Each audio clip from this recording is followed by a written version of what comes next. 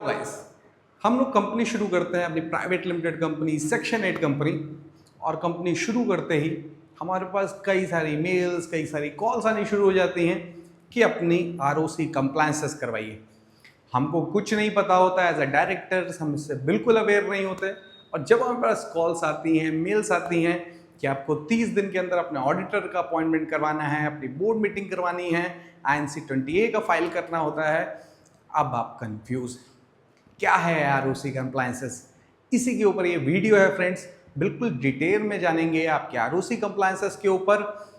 Video में आपको बिल्कुल क्लियर आइडिया हो जाएगा आरओसी कंप्लायंसेस होते क्या हैं। बाकी चीज़ों के बारे में भी, जीएसटी के बारे में भी एक रफ आइडिया आपको मिल जाएगा। तो चलिए वीडियो की शुरुआत करते हैं।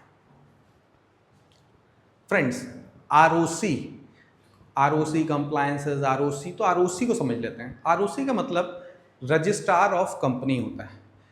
जो ऑफिसर आपकी कंपनी के सर्टिफिकेट पर अपनी मोहर लगाकर आपकी कंपनी को बनाता है, उसको बोलते हैं registrar of company. Her state में एक रजिस्ट्रार होता है। कुछ नॉर्थ ईस्ट के स्टेट में नहीं भी है, वो क्लब में काम करते हैं, लेकिन मैक्सिमम स्टेट में एक रजिस्ट्रार होता है। कुछ बड़ी, एक दो बड़ी स्टेट में 2 रजिस्ट्रार भी होते हैं, जैसे महाराष्ट्र। तो रजिस्ट्रार ऑफ कंपनीज का काम ये होता है कि private limited companies, public limited companies का रजिस्ट्रेशन करना, उनका सारा जो फाइलिंग्स है वो देखना, अगर कोई कंपनी बंद होना चाहती है तो उसको प्रॉपरली बंद करना, ये रजिस्ट्रार ऑफ कंपनीज का काम होता है। जब भी ये कंपनी स्टार्ट होती है तो रजिस्ट्रार ऑफ कंपनीज ये देखता है कि वो प्रॉपरली तरह से चलती रहे। अब आपने कंपनी शुरू की, अब आपका काम ये है कि आप रजिस्ट्रार को प्रॉपर फाइलिंग करें उसके पास, यानी कि प्रॉपर इंफॉर्मेशन देते रहें कि मेरी कंपनी में इस समय हो क्या रहा है। मैंने अपने ऑडिटर का अपॉइंटमेंट कर लिया, मैंने बोर्ड मीटिंग कर ली, मेरी एनुअल रिटर्न्स फाइल हुई, मैंने ऑडिट करवा लिया। ये सब इंफॉर्मेशन आरओसी को आपको टाइम टू टाइम देनी है। फॉर एग्जांपल, आपने अपना एड्रेस चेंज कर लिया, तो एड्रेस चेंज किया तो उसकी इंफॉर्मेशन आपको आरओसी को भी देनी है। तो ये सारे आरओसी कंप्लायंसेस होते हैं फ्रेंड्स। आरओसी कंप्लायंसेस करना मैंडेटरी नेचर होते हैं, मतलब आप ये नहीं कह सकते कि मैं नहीं करूंगा, अभी तो मेरा टर्नओवर है नहीं, अभी मेरी कंपनी का टर्नओवर 0 है, वी हैव जस्ट स्टार्टेड, तो मैं नहीं करूंगा। ये नहीं होता। करना है तो करना है, ये लॉ है, ये आपको फॉलो करना है। तो अगर आप इसको फॉलो नहीं करते हैं तो कंपनी पे लगती है लेट फीस और पेनल्टी। तो मतलब ये बाइंडिंग का नेचर का होता है, फर्स्ट बात। ओके, आरओसी कंप्लायंसेस को मोटे मोटे 2 पार्ट्स में डिवाइडेड है न्यू कंपनीज के लिए। एक है पोस्ट इनकॉर्पोरेशन कंप्लायंसेस और दूसरा है एनुअल कंप्लायंसेस। एक पोस्ट इनकॉर्पोरेशन कंप्लायंसेस मतलब वो कंप्लायंसेस जो आपको तुरंत करवाने हैं आपकी कंपनी बनने के बाद ही। एनुअल कंप्लायंसेस वो, जैसे नाम से एनुअली हर साल आपको कंप्लायंसेस करवाते रहने हैं। अगर आपकी कंपनी 2 साल पुरानी है, 3 साल पुरानी, तो भी वो होगा ही होगा। और पोस्ट इनकॉर्पोरेशन कंप्लायंसेस वो जो आपकी कंपनी की लाइफ में एक बार होगा, दोबारा भी हो सकता है subject to few conditions. Okay, तो ये कंप्लायंसेस 2 पार्ट्स में डिवाइडेड है। एक है पोस्ट इनकॉर्पोरेशन कंप्लायंसेस जिसमें auditor appointment, INC 20A filing. Auditor appointment बाद में भी होगा, पर वो जो बाद में होगा वो 5 ईयर्स के लिए होगा, और पहला ऑडिटर अपॉइंटमेंट 1 साल के लिए होता है। Annual compliances, audit, annual returns, ये सारे 2 पार्ट्स में डिवाइडेड है। पोस्ट इनकॉर्पोरेशन कंप्लायंसेस में क्या क्या चीजें शामिल होती हैं फ्रेंड्स? जब भी आप कंपनी बना लेते हैं तो 30 डेज के अंदर, मतलब 30 दिन के अंदर, आरओसी कहता है कि आप अपनी एक बोर्ड मीटिंग करिए। फॉर एग्जांपल, आपके कंपनी में 2 डायरेक्टर हैं। अब 2 डायरेक्टर मिलकर आपको एक बोर्ड मीटिंग करनी पड़ती है। बोर्ड मीटिंग में आपको ये सबसे पहले फैसला लेना पड़ता है कि आप कंपनी का करंट अकाउंट कहाँ खुलवाएंगे, आपके कंपनी के ऑडिटर्स कौन होंगे, आप कंपनी के ऑडिटर्स को अपॉइंट करेंगे। ऑडिटर्स को अपॉइंट करने के बाद आप ADT 1 फॉर्म फाइल करेंगे आरओसी के पास।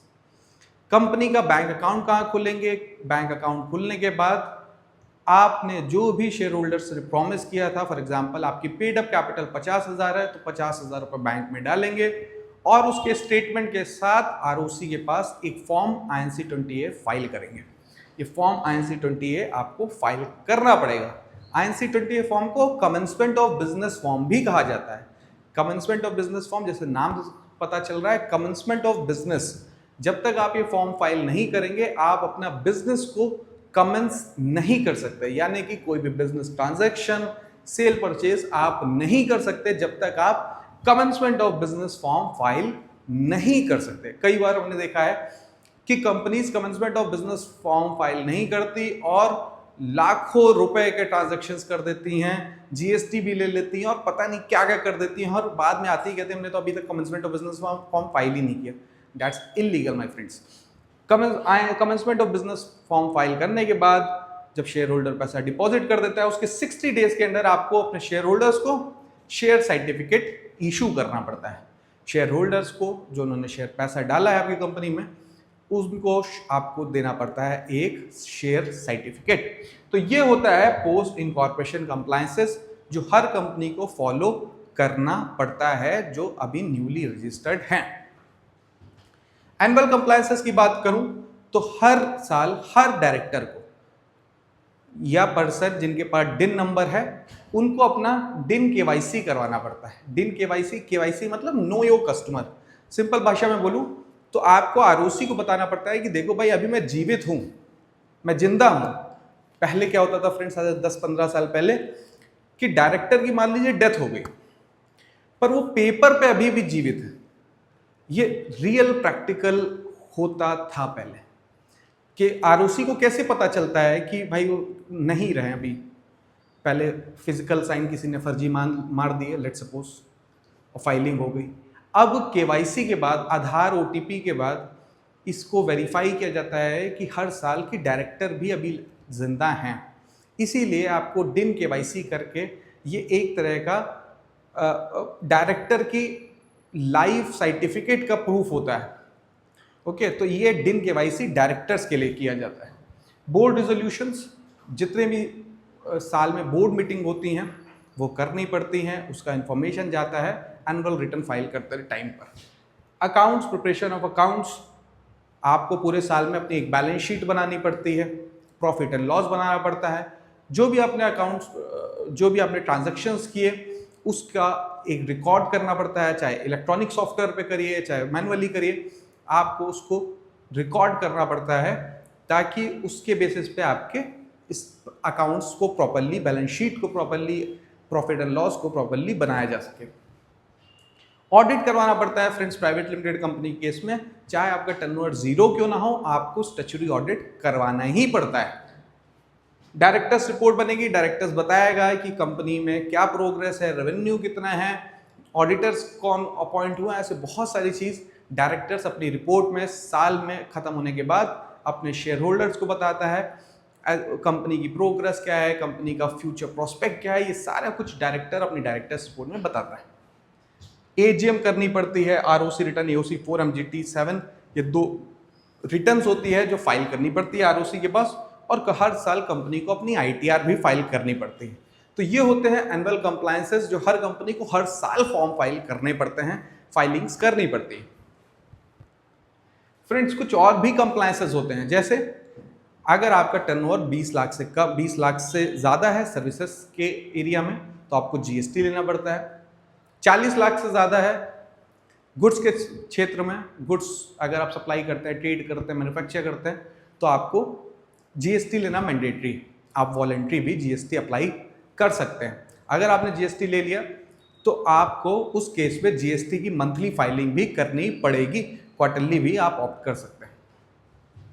टीडीएस फ्रेंड्स, टीडीएस उस केस में एप्लीकेबल होता है जब आप किसी को कमीशन पे कर रहे हैं, किसी को प्रोफेशनल फीस पे कर रहे हैं, किसी को रेंट पे कर रहे हैं, ऑफिस रेंट पे कर रहे हैं और वो स्पेसिफाइड लिमिट से ज़्यादा है तो उस पर्सन का आपको एक स्पेसिफाइड अमाउंट काट के सरकार को पे कर रहा है, उस केस में आपको टीडीएस रिटर्न फाइलिंग की भी रिक्वायरमेंट पड़ती है। ईएसआई ईपीएफ, आजकल कंपनीज जब बनती हैं तो उसके साथ ईएसआई ईपीएफ रजिस्ट्रेशन उनको मैंडेटरी इम्पोज कर दिया जाता है ECI, ESI और PEPF के केस में अगर आपके एम्प्लॉयज़ नहीं है तो मैं आपको कहूँगा कि आप डॉर्मेंट स्टेटस अप्लाई कर दीजिए, बेटर है। उसकी रिटर्न फाइलिंग करवाने की आपको रिक्वायरमेंट नहीं पड़ेगी। पीटी रजिस्ट्रेशन फाइलिंग ये महाराष्ट्र और कर्नाटक के केस में ज़्यादातर मैंडेटरी होती है। उसको करवाना महाराष्ट्र और कर्नाटक के क्षेत्र में मैंडेटरी होता है, वो बाकी स्टेट्स में पीटी उतना मैंडेटरी नहीं है। तो पीटी रजिस्ट्रेशन भी महाराष्ट्र और कर्नाटक क्षेत्र में आपको करवाना, कर्नाटक स्टेट में आपको मैंडेटरी। अदर्स जैसे अकाउंटिंग, बुक कीपिंग, और अगर लेट सपोज आप किसी दूसरे एक्ट में भी अप्लीकेबल है तो आपको वो भी करवाना मैंडेटरी होता है। उस जगह भी आपको रजिस्ट्रेशन करवाना है। फॉर एग्जांपल आप स्क्रैप में डील करते हैं, आप किसी और सुनार हैं आप, तो आपको पर्टिकुलर एरिया में भी रजिस्ट्रेशन करवाना है। तो डिपेंड करता है कि आप किस बिजनेस में हैं, आप क्या प्रोडक्ट्स में डील करते हैं, इंपोर्ट एक्सपोर्ट है, अपीडा है आपके पास, तो वहाँ पे भी आपको वो सब क्राइटेरियाज भी देख रहे हैं फ्रेंड्स। तो ये था एक आरओसी कंप्लायंसेस पे छोटा सा वीडियो। कोई भी डाउट हो तो आप हमसे पूछ सकते हैं, कोई भी आपको आरओसी कंप्लायंसेस हैं तो भी आप हमसे कंसल्ट कर सकते हैं। मिलते हैं अपनी नेक्स्ट वीडियो में, तब तक के लिए वीडियो कैसी लगी कमेंट सेक्शन में जरूर बताइएगा। Thank you all for watching this video.